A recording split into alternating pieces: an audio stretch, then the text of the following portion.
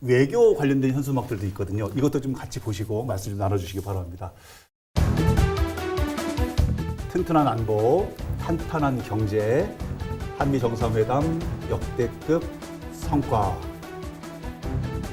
핵협의체 창설 59억 달러 투자 유치 이렇게 돼 있는데 미국 대통령과 한국 대통령이 환하게 웃는 사진까지 함께 역대급 성과라고 현 정부의 외교 성과를 한껏 시켜 올렸습니다. 역대급 성과. 당연히 동의하시겠죠? 안 합니다. 네? 지금 낯간지럽죠. 이걸 역대급 성과라고까지 표현할 건 아니라고 보고요. 오늘 좀 솔직해 보이는 면. 뭐 항상 그렇습니다만 지난 5년간 정말 한미 관계가 정말 살얼음판을 걷는 관계였어요. 네. 그건 뭐 누구도 부인 못할 겁니다.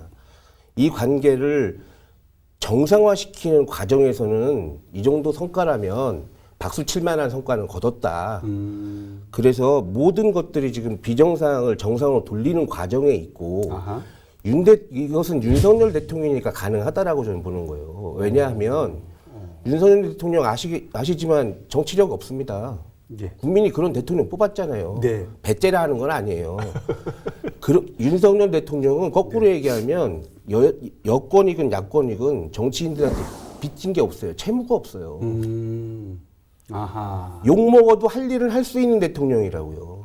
눈치 보고 좌구면 할 그렇죠. 필요가 없다. 그러면 본인의 철학과 대한민국 보수의 가치로 볼 때 외교의 가장 큰 축이 한미동맹이라고 보여지면 네. 이것을 정상화시키기 위해서는 무슨 짓이든 할 수 있다라는 생각을 했을 거고요. 거기에 부합된 외교력이 발현됐다. 역대급 성과라고 하기는 좀 솔직히 저도 좀 동의하기 힘들고 그렇지만 비정상을 정상화시키는 그것도 취임 1년 내에 그것만 가지고도 박수 칠 일이다. 그렇게 생각합니다. 비정상을 정상화로 돌리는 부분에 있어서는 성과할 만하다, 평가할 만하다 이렇게 평가를 해주셨는데 동의하시는지요? 비정상을 정상화하셨다고 그랬는데 네. 정상을 비정상으로 만들어 놓은 대표적인 케이스가 외교잖아요. 그럼 국민들이 예컨대 그 여론조사를 했어요. 네. 그 기시다 후미오 일본 총리가 네, 최근에 정상회담을 했는데 성과가 있다고 생각하냐 없다고 생각하냐 거의 모든 여론조사에서 55에서 60%가 다 잘못됐다.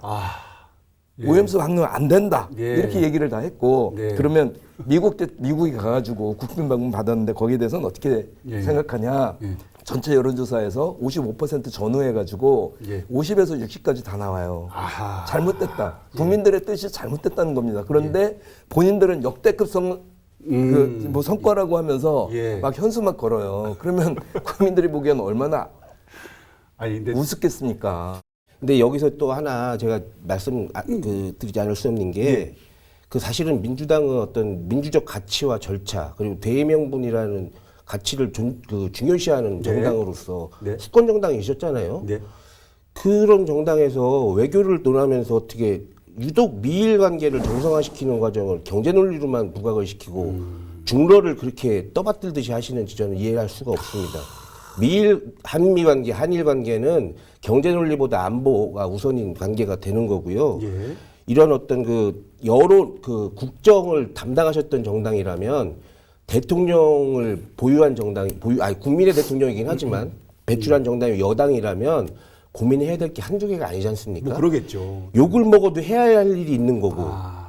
그 문재인 대통령 제가 죄송하지만 퇴임 때까지 40% 지지율이 나온 건 저는 그 이유가 거기 있다고 봐요. 욕을 안 먹었거든요. 일을 안 했으니까.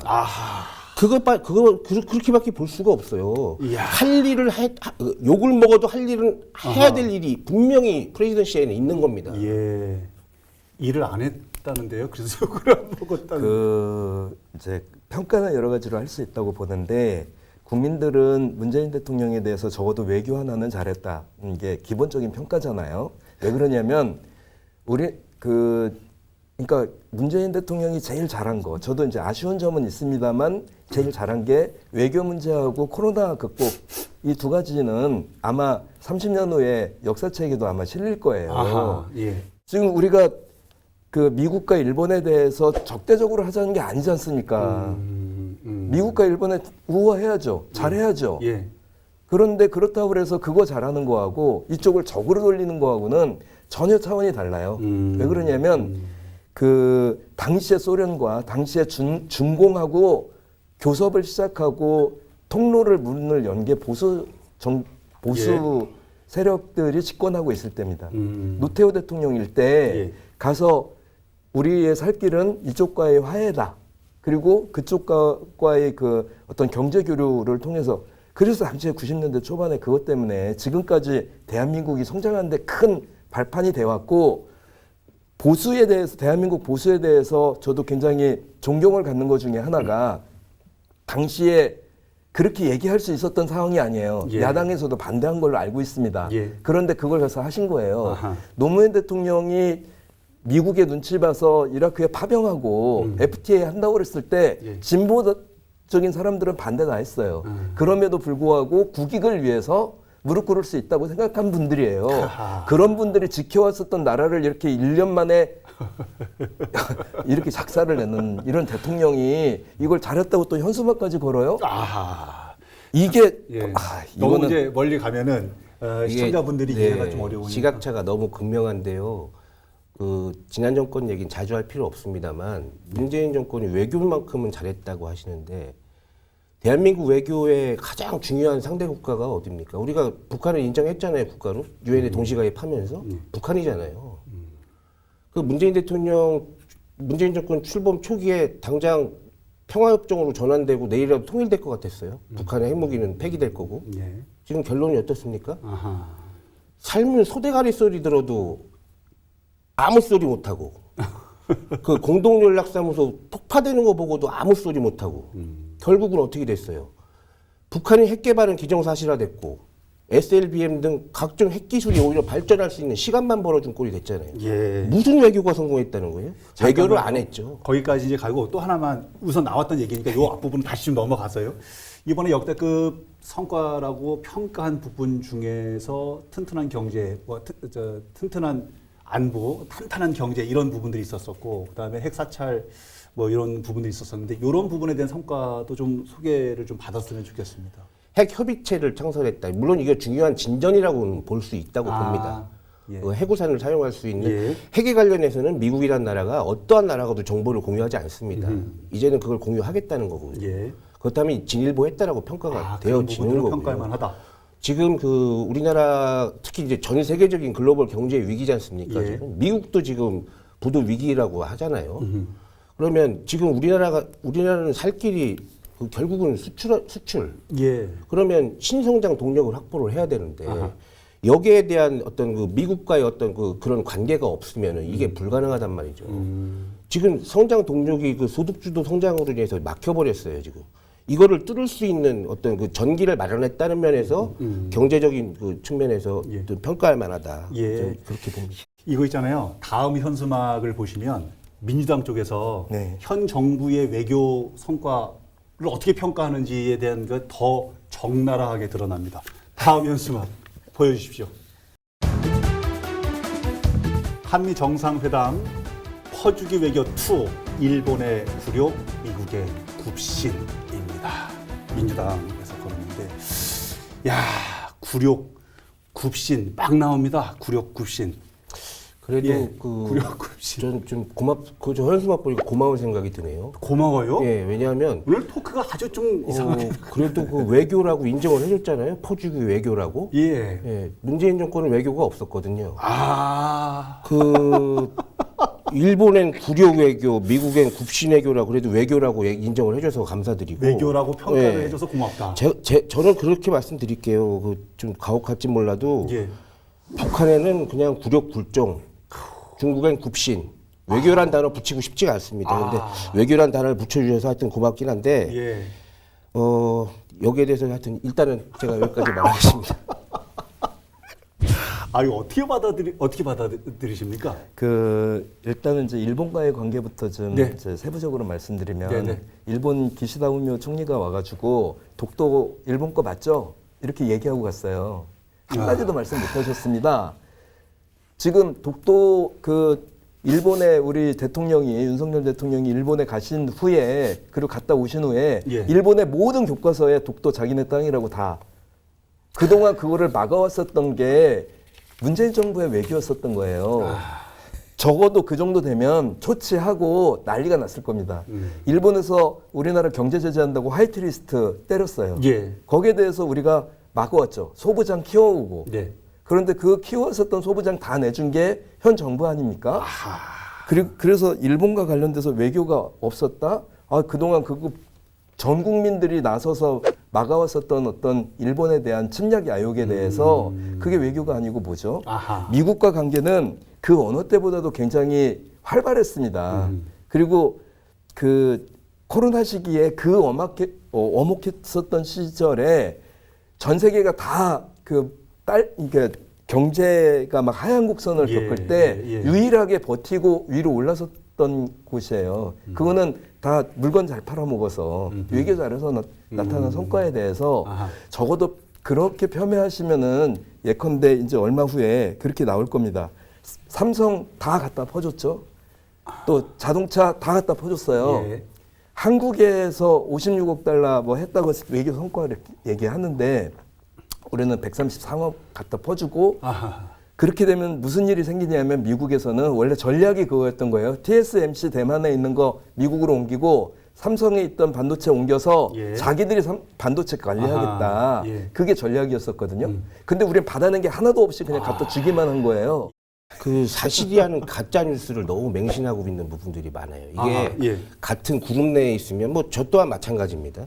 거기 내에서 떠드는 얘기가 처음에는 가당치 않게 들려도 그게 사실인 양 믿어지고 어느 순간 그게 소신이 되고 이건 참 위험하다. 어떤 부분이 그렇던데? 무슨 독도 얘기를 지금 하셨는데 이거 나중에 나오겠지만 또 무슨 뭘 다 퍼줬다고 하시는데 사실에 근거하지 않은 얘기는 하지 마시고요. 제가 일본에 왜 그 구력 외교라고 하시는데 좀 그럼 역으로 물어볼게요. 그렇게 당당하시게 외교를 하셔서 북한하고 중국한테 얻은 게 무엇이고 결국은 핵밖에 없다라고 보여지고 북한한테는 중국이 할 말을 하지 않습니까 지금 우리는? 근데 그 강제징용 문제 한번 얘기를 한번 하고 싶은데 뭘 했습니까? 제가 아까 문재인 대통령 퇴임 때 40% 지지가 유지됐던 게 일을 안 해서 욕을 안 먹어서라고 말씀드렸잖아요. 강제징용 문제를 해결하기 위해서 무슨 노력을 했는지 는 눈에 보이는 게 없어요. 왜? 외교 자체가 없었으니까. 일본하면 무조건 담을 쌌으니까. 미국하고도 마찬가지고. 그게 뭐 얘기를 할 수가 있었겠습니까?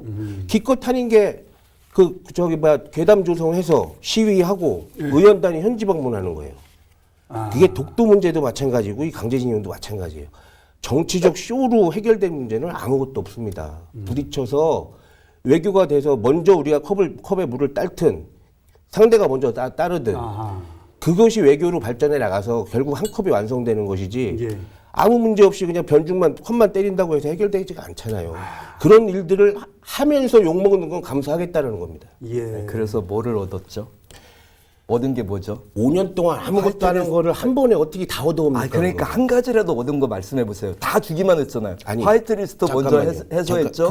강제징용 문제 대법원의 판결 뒤집고서 그거 줬죠. 다 줬어요. 그런데 돌아온 것은 독도를 일본 땅이라고 다 교과서 하게 만들고. 일본 땅이라고 누가 그걸 얘기를 해요? 아니 일본의 교과서가 그런 식으로 다 돼 있잖아요. 독도 교과서 문제는 어제 오늘의 문제가 아닙니다. 하나라도 받아온 게 뭐예요? 혹시 후쿠시마 관련해서 민주당 정권에서 한 게 뭡니까? 그 시찰단 보내는 거 얻어왔다고요? 시찰단은 그래서 그거를 성과로 딱 돼 있더라고요. 한 게 뭐냐고 이제 여쭤보잖아요. 그래서 시찰단 가게 하는 거 사찰도 아니고. 사찰도 아니고 한데 드디어 일본이 오염수 방류하는 것에 대해서 허가해 준 거. 이거 허가해 주고 얻은 게 뭐냐고. 그러니까 후쿠시마 오염수 방류 문제로 민주당 정권이 한 일이 뭐예요? 반대했죠. 반대만 했죠? 가서 외교 안 했잖아요. 그죠? 왜 외교를 안 해요? 계속적으로 얘기를 반대만 했지. 하셨다며. 문제는 후쿠시마 오염수를 허락을 해주는 상황이 맞는 건지. 후쿠시마 오염수를 누가 허락을 합니까? 이번에 뭐 허락하는 들러리서로 간 거 아니에요? 시찰단을 처음으로 해서 외교라는 게 아까도 말씀드렸잖아요.